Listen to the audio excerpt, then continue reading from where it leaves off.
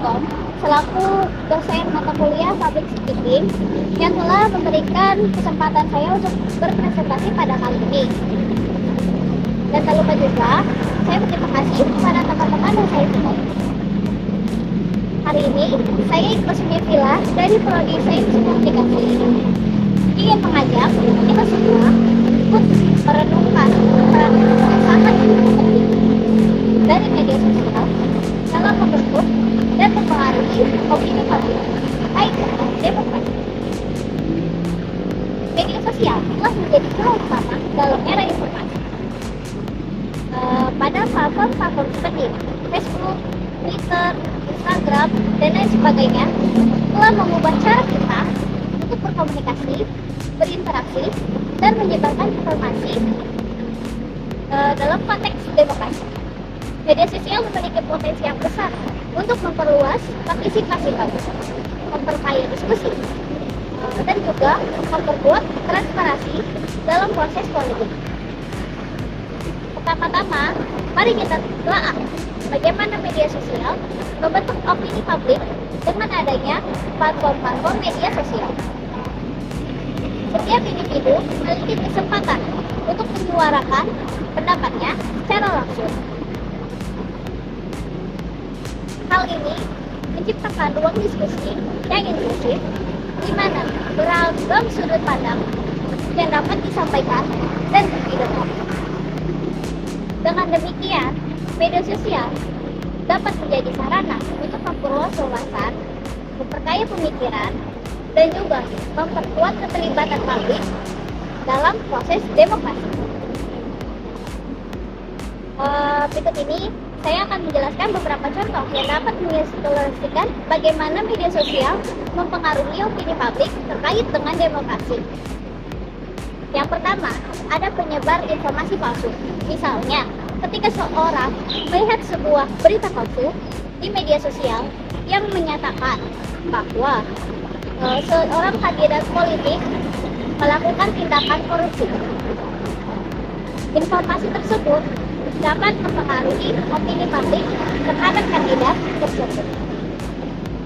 Dengan tanpa melakukan verifikasi terlebih dahulu. Yang kedua, ada polarisasi opini. Seorang pengguna media sosial hanya mengikuti akun yang memiliki pandangan politik yang sama dengannya, cenderung terpapar pada sudut pandang yang terbatas. Hal ini dapat menyebabkan terpolarisasinya opini publik dan kurangnya pemahaman terhadap pandangan yang berbeda. Yang ketiga, ada kampanye politik di media sosial. Selama pemilihan umum, kandidat politik sering menggunakan media sosial untuk mempengaruhi opini publik.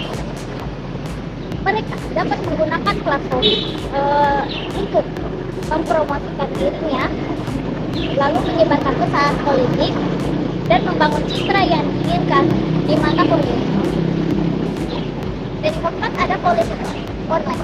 Diskusi dan debat politik yang terjadi di media sosial dapat mempengaruhi cara berpikir tentang isu politik dan komentar-komentar dan argumen yang disampaikan oleh pengguna media sosial dapat saja mempengaruhi pandangan dan sikap orang lain terhadap suatu isu yang beredar. Dengan contoh-contoh yang tadi, kita dapat melihat bagaimana media sosial ini memiliki peran yang signifikan dalam membentuk opini publik terkait dengan demokrasi. Penting nih bagi kita semua sebagai pengguna media sosial untuk selalu bijaksana dalam menyaring informasi, memeriksa kebenaran dalam konten, dan tetap terbuka terhadap beragam sudut pandang. Namun, di balik keberagaman dan kebebasan yang ditawarkan dari media sosial tersebut, terdapat juga nih tantangan yang perlu kita hadapi.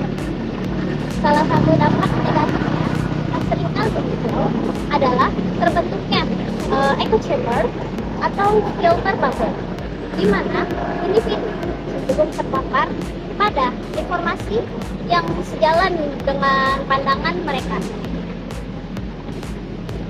Hal ini dapat mengakibatkan terpolarisasi opini publik dan mempersulit ruang diskusi yang seharusnya inklusif. Selain itu, media sosial juga rentan terhadap penyebaran informasi atau hoax ya. Dengan mudahnya, konten yang viral di platform media sosial, informasinya itu tidak terverifikasi atau tidak akurat, yang dapat cepat menyebar dan mempengaruhi pandangan masyarakat. Hal ini tidak hanya merugikan proses demokrasi, tapi juga dapat merusak kepercayaan publik terhadap informasi yang benar atau tidak benar secara akurat. Oleh karena ini, penting kita semua sebagai pengguna media sosial untuk senantiasa meningkatkan literasi digital dan kritis. Kita perlu belajar nih bagaimana memilah informasi, melakukan verifikasi, dan menjaga sikap skeptis terhadap konten yang kita temui di media sosial. Demokrasi yang sehat membutuhkan partisipasi yang cerdas dan informasi yang akurat dari masyarakat. Dalam menghadapi tantangan dan potensi media sosial, dalam konteksnya konteks demokrasi, kita juga perlu memperkuat regulasi dan pengawasan terhadap konten yang disebarkan di platform media sosial. Transparansi, akuntabilitas, dan keberagaman opini harus menjadi prinsip utama dalam menjaga keseimbangan antara kebebasan berekspresi dan juga keberlangsungan demokrasi. Dengan demikian, mari kita jadikan media sosial sebagai alat yang memperkuat demokrasi, bukan sebagai ancaman terhadap keberlangsungan dalam sistem demokratis yang kita junjung tinggi. Dengan kesadaran dan tindakan yang bijaksana, kita dapat memastikan bahwa media sosial tetap menjadi sarana yang membawa manfaat bagi masyarakat. Dan juga memperkuat demokrasi yang baik. Terima kasih atas perhatian dan kesempatannya untuk mendengarkan presentasi saya. Mari kita bersama-sama menjaga ruang publik yang inklusif, beragam, dan bermartabat. Terima kasih. Wabillahi taufiq wal hidayah. Wassalamualaikum warahmatullahi wabarakatuh.